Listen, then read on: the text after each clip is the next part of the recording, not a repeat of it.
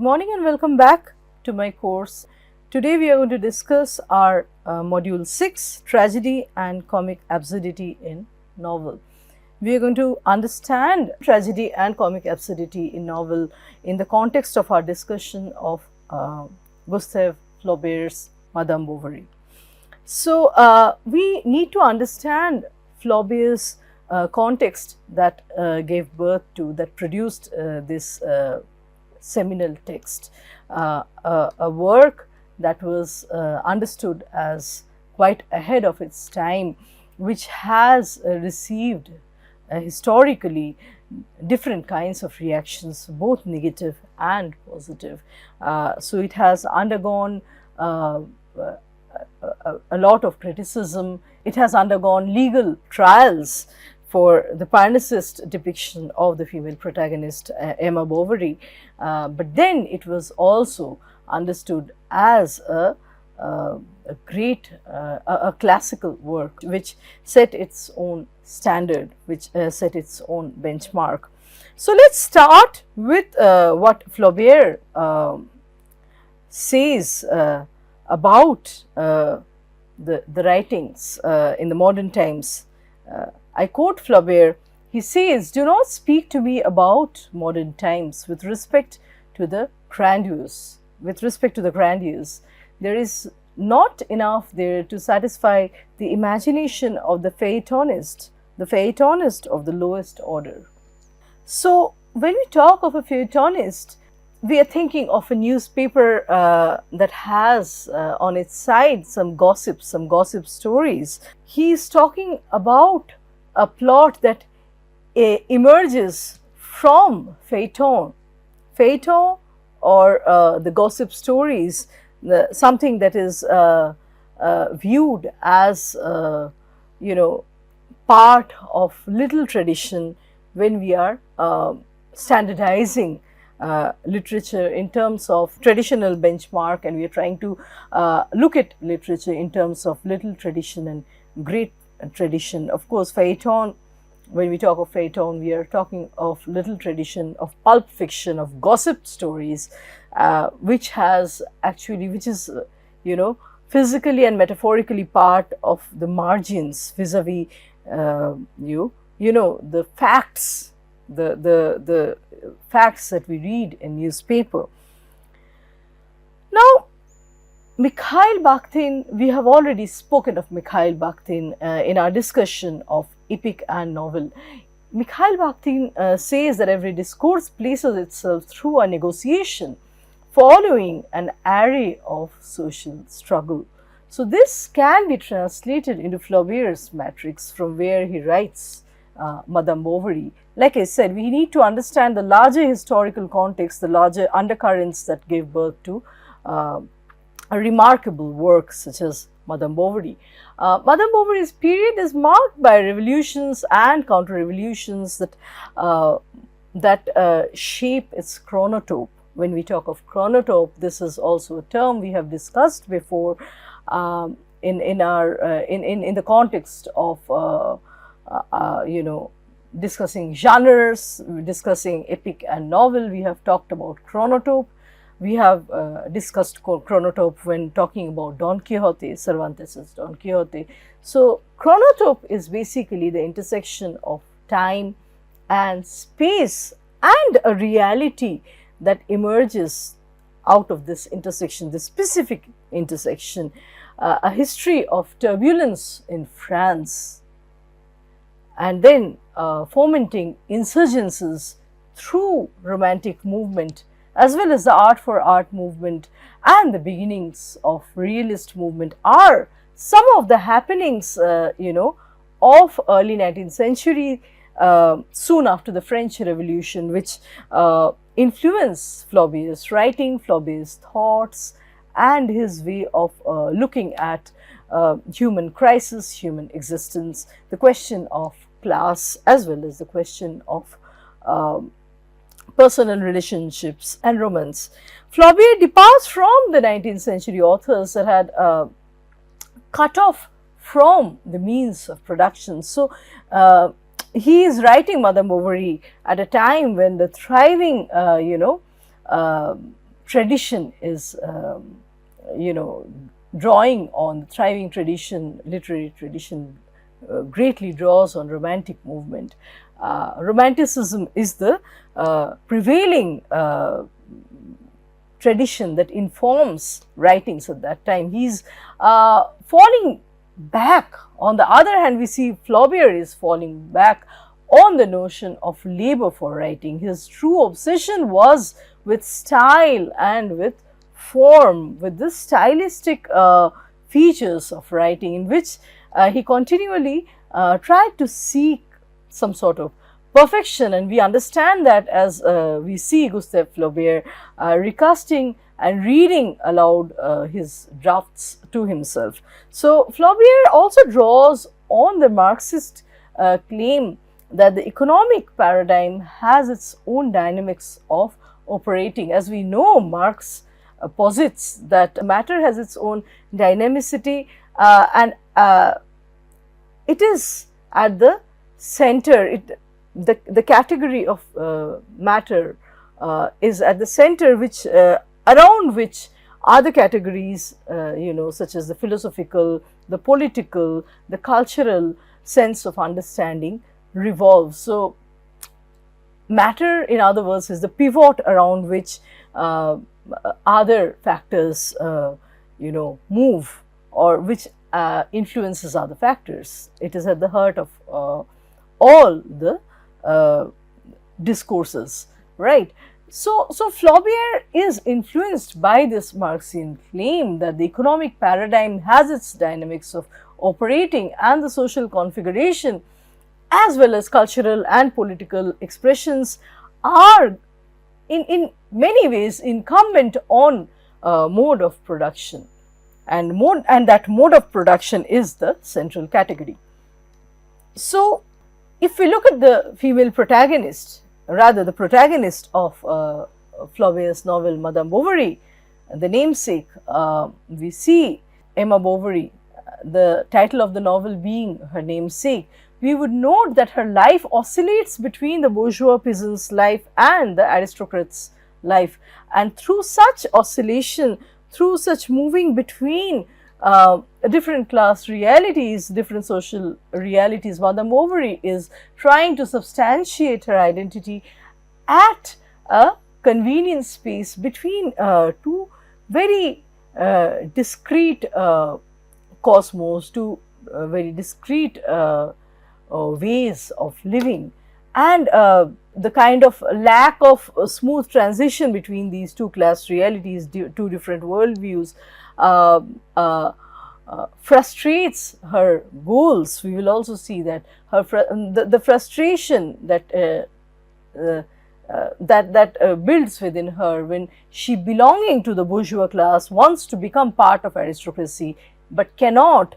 That frustration, inability, informs the entire narrative. It becomes the propellant force for the rest of the narrative. That's what keeps the narrative going, the frustration inside Emma, right? So Flaubert is particularly, Marxian in his depiction of Emma Bovary, who thinks that her body is a private property. Sitting in her time, this is something remarkable and too radical to think.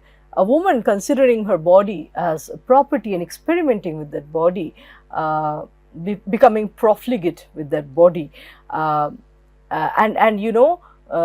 this is this type of thinking by Emma foils against its contemporary social ethos, where no such concept of social positions of women decoupled from their male relations can be found. So at the time where Emma is inhabiting, the time space that Emma is inhabiting, there is no such concept of a female possessing material property in terms of lands and houses, but she is born with a body and she possesses that. She wants to experiment with that. She wants to bargain the body and get what she wants out of life. That's too ahead of her time, and that's why critics have claimed that the story has almost a pornographic depiction of Emma.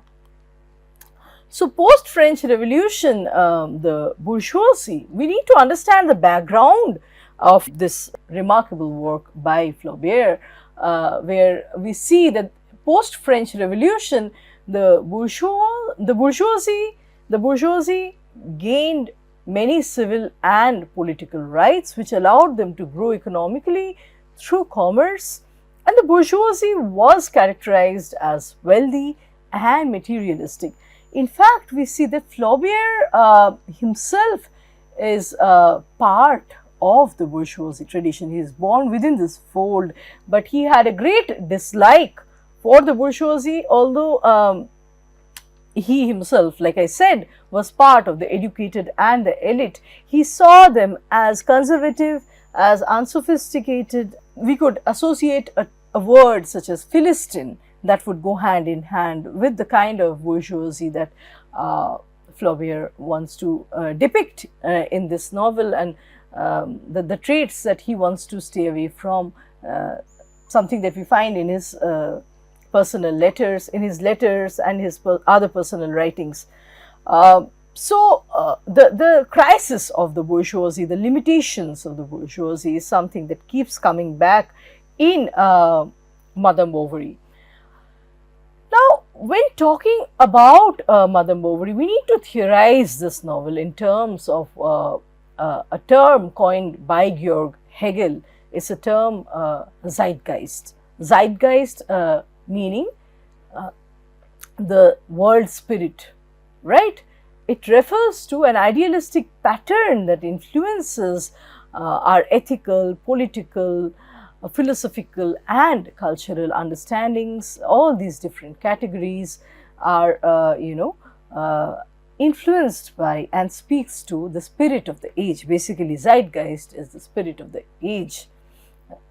Each age has its own spirit, according to Hegel. So, unlike Marx, I spoke about Marx a while back, where Marx posits that economy is the chief category that defines everything else.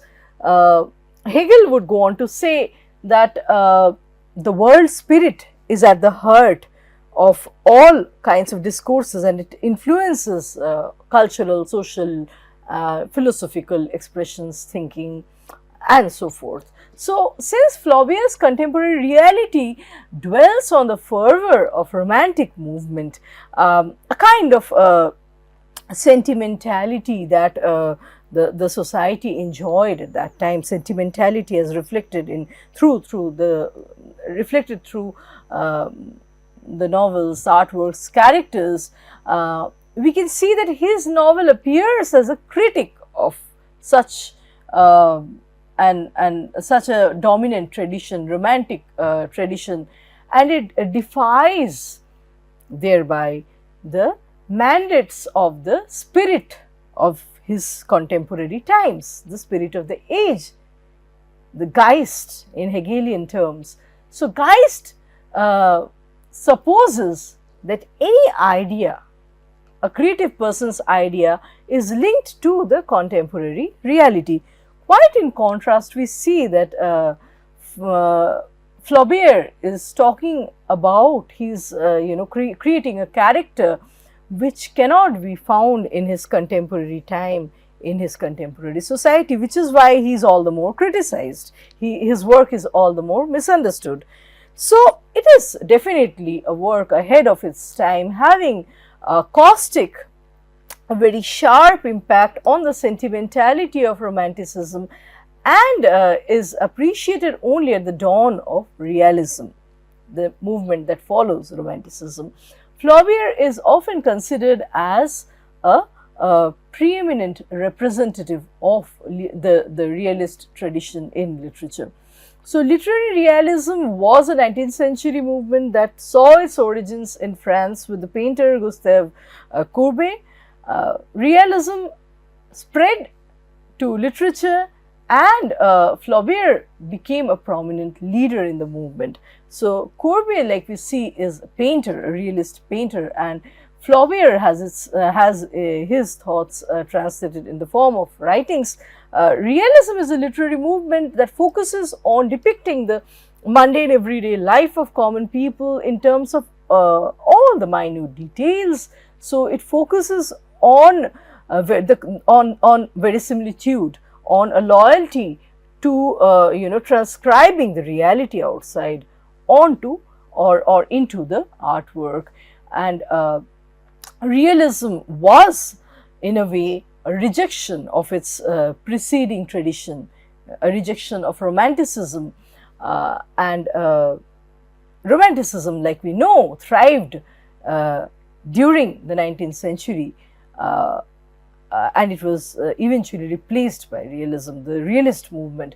So Flaubert, after writing Madame Bovary, was scandalized as a panicist who had portrayed a pornographic sketch of his protagonist Emma, and hence he was castigated by the contemporary readers whose horizon of expectations did not match with this piece of work.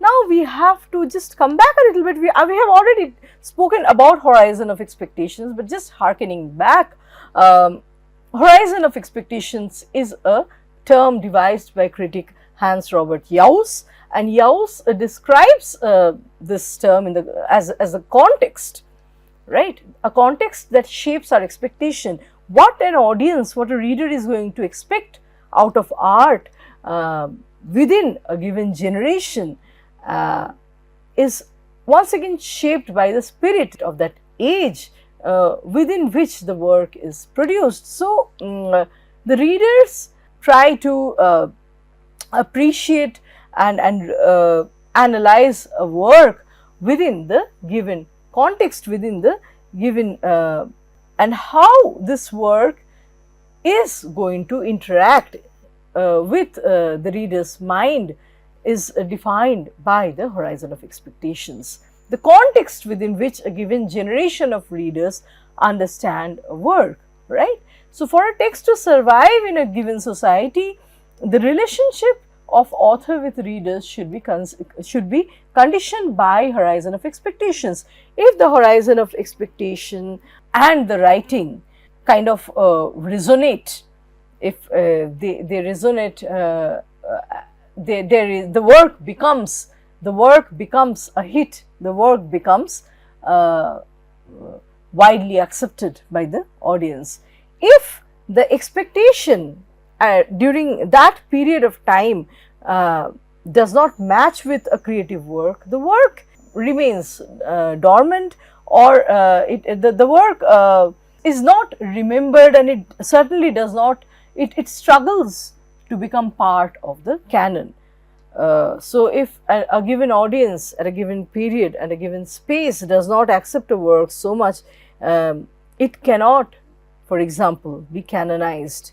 It stays in the fringes. It struggles to become a part of the mainstream reader's memory. So survival of a text is not an automatic process. It is determined by its demand and acceptance by the immediate society, what the work wants to say and how. So the work has its own expectations, its own demands, and whether those demands, whether those statements made by the work are espoused, are well taken by the immediate society. So there are many instances. This is just moving away a little bit from our core discussion to talk about horizon of expectations. There are many instances we know where a work is ahead of its time, like Flaubert's Madame Bovary, where we see that the work at the time when it is produced is rejected by the public, and later it comes back. So there is a boom later on. In subsequent decades, it is appreciated by the next generation. So it's the current values of the society which decides whether a work is going to be accepted, not accepted, or outright rejected. So, in the case of Madame Bovary, we see that the work appeared in 1856 in the form of a series, and the book was and the book involved Flaubert in a trial for where he was accused of irreligion and immorality. So Flaubert has spent 5 good years to produce Madame Bovary, which came out eventually in 1856, and following that, Flaubert was subjected to an obscenity trial in France in 1857. Flaubert and the editors of La Havre de Paris had been taken to court for outrage to public and religious morals and to morality. This was possibly because the story's plot was understood as scandalous. It involved a woman having affairs as a way of recovering the romance that she was missing in her marriage. She was having extramarital affair, which was considered as irreligious and immoral. And so, however, we see subsequently that on Flaubert's acquittal, the book enjoyed what we can say in French success de scandale, or success precisely because of its scandalous status. So, the scandal added some stunt to the work, and so the work later on, the author's reputation was all the more established because he was a scandalous author. So the reader is able to experience the different shades of, or the different emotions that Emma Bovary, the protagonist, feels. So the joy, agony and anguish of the protagonist, which have been vividly discovered and presented in the novel. Its themes, such as the oppression and anguish of the woman in a society that works on patriarchal values and standards by and large, remain pertinent till date, although it was something written back in 19th century. So the purpose of tragedy is to give an opportunity to the readers to feel, we shouldn't say pity, but rather to empathize with Emma for her failings, and it arouses this empathy in the reader, something that we would otherwise not feel. So the reader is jolted out of her customary moralism and frail superiority, the shoulds and shouldn'ts, in a manner that contemporary media typically does not endorse. So it fosters empathy in the reader, essentially. In the summer of 1848, a brief article appeared in various Normandy newspapers, and this article said the following: living in Rye, a small town south of Rouen, Delphine Delamere, of the age of 27, had become tired of the formalities of marriage. Under the strain of her mounting debt from reckless purchases of clothing and household items, she took her own life. A small kid and a grieving husband were left behind by Madame Delamere. Now, Flaubert, who was an aspiring author, was one of those who was reading this newspaper, and he got so engrossed with this piece of news, that he used it precisely as the outline for the plot of his final work, Madame Bovary. So we used a term, if I go back to my first slide, we use a term feuilletonist, and he is actually drawing on a feuilleton, a gossip news almost from newspaper, something that appears on the fringes of news, and he is making use of this piece of news to write a classic, right? So this Madame Delamere, a real life character, an adulteress from Rye, was adapted into Madame Bovary that we know today, widely known work. And this adulteress from the made-up town of Yonville, a very nuanced character. She has many layers added to her character, which and different dimensions, different adventures and misadventures that she goes through, which spare her any kind of precipitate image or simplistic judgment out of a black and white morality tale. So, in other words, when Madame de la Mare, the adulteress, is adapted into Madame Bovary, the character is so complex and nuanced, her adventures and misadventures, layered female character who defies, whose different dimensions defy a simple black and white morality tale. So, the novel by Flaubert depicts the conflicts and struggles of marriage without actually taking a side. So, this is where we are going back once again to the different theorists such as Kundera, Milan Kundera and E.M. Forster. All of them would agree that any good novel is a world where at the heart of the discussion we have a thinking individual, who is an agent of his or her own acts, who is acting in a flawed world, who is living and acting, engaging with a flawed surrounding. And so morality doesn't hold very well, does not sit very well with the world of the novel. The world of the novel is more about experimentations, right? So we see Emma struggles with marriage, and Flaubert here is not taking any side either for or against the institution of marriage. As readers witness the tragedy of Emma's existence, they can only feel sympathy and they can understand, experience the brutality, absurdity and meaninglessness of life for someone like Emma, who is within the marital contract but who aspires for other things, other unachievable things in life. So, Flaubert purposefully enjoyed disturbing the reader's yearning for easy solutions and closures. Just when he was beginning to portray Emma favorably, he would make an ironic remark that undermines her, and that makes her more relatable, more identifiable and more real.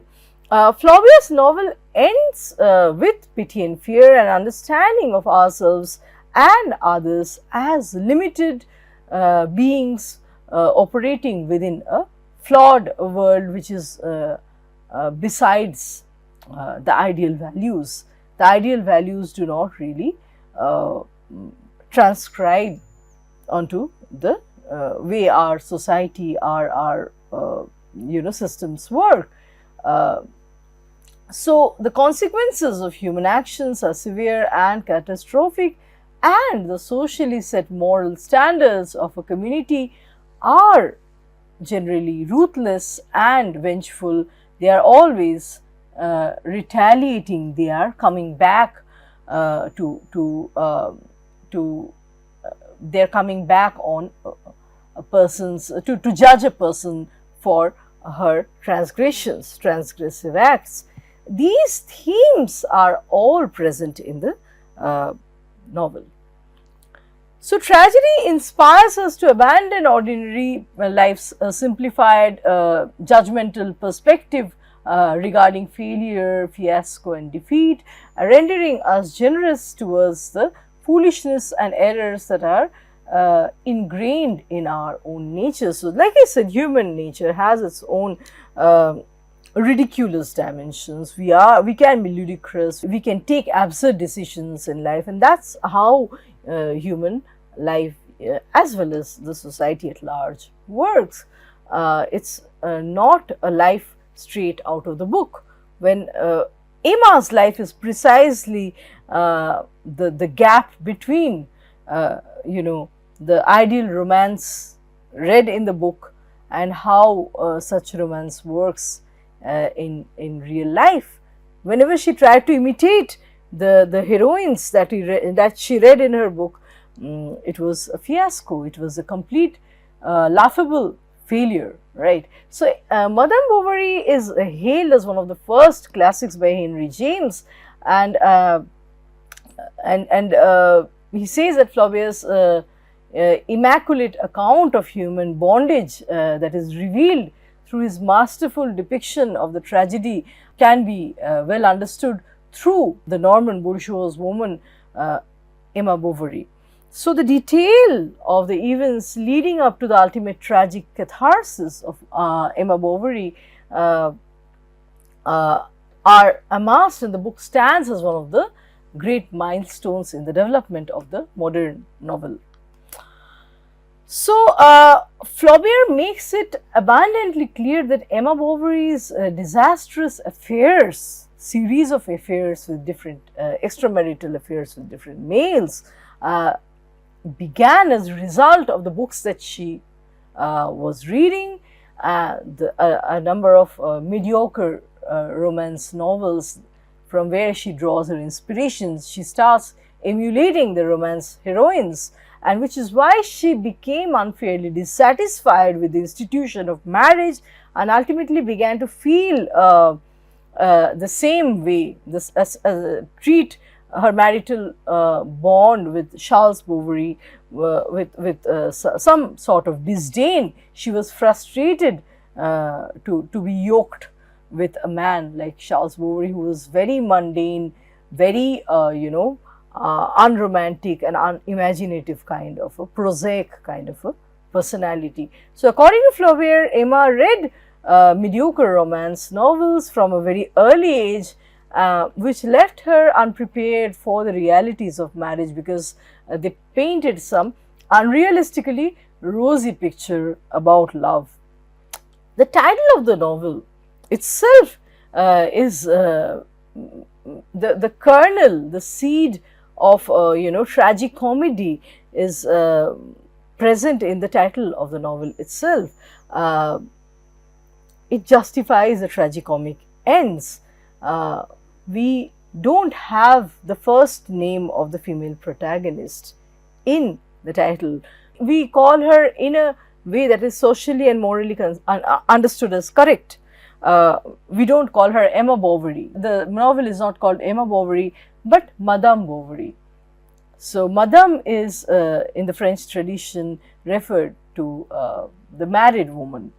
So, we are trying to, through the title itself, there is a desire to contain this rebellious woman, in a sense, within the folds, within the rites of marriage, and she is constantly outgrowing it. She is too large for that institution, right?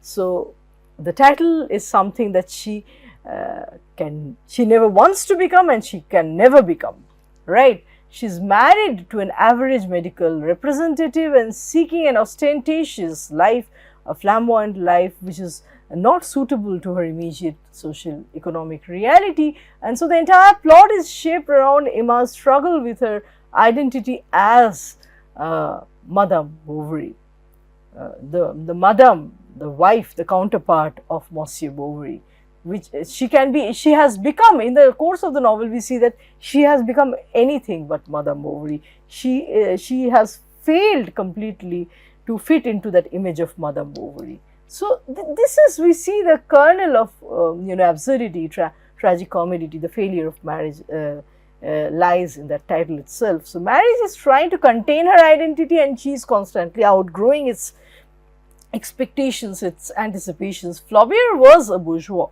like I said, a middle class Frenchman, and yet he despised his own class and to an extent the French values. For Flaubert, the French bourgeoisie could be a repository of the most extreme prudery, snobbery, smugness, racism and pomposity. many critics and Emma's characters, many critics look at Emma's character as an alter ego of Flaubert, who wants to become something else other than what his reality offers him. So, Emma Bovary's lewd character, sexual innuendos, and glorification of adultery were considered as, voluptuous and lascivious by the establishment.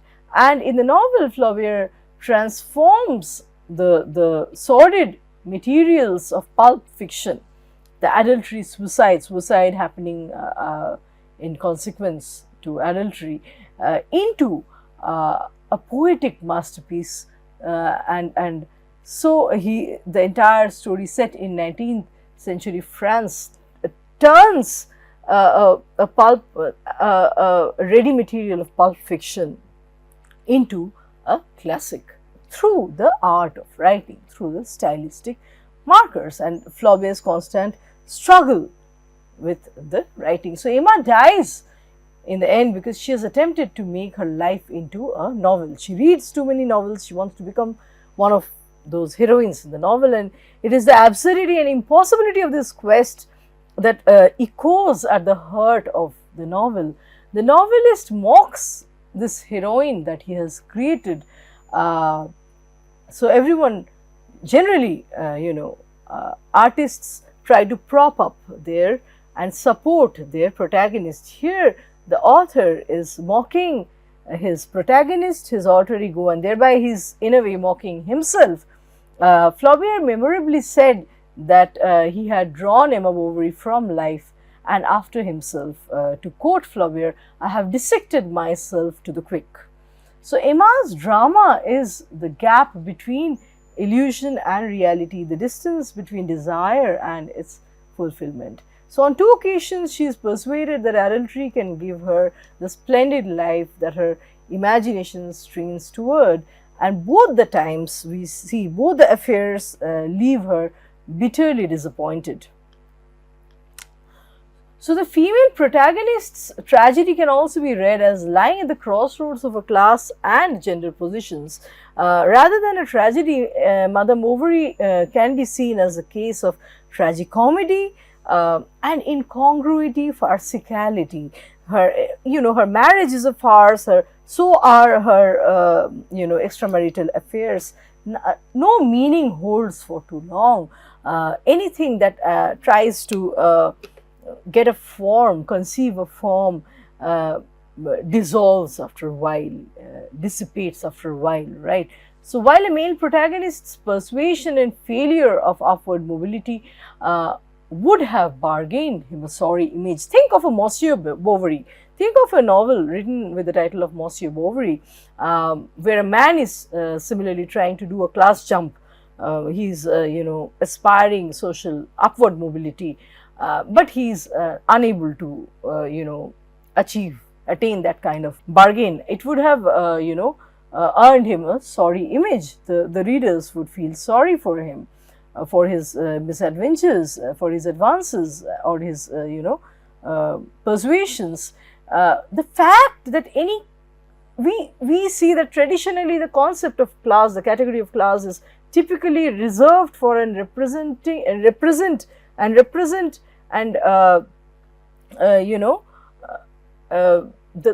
the idea of class is carried through the traits and professions of the males.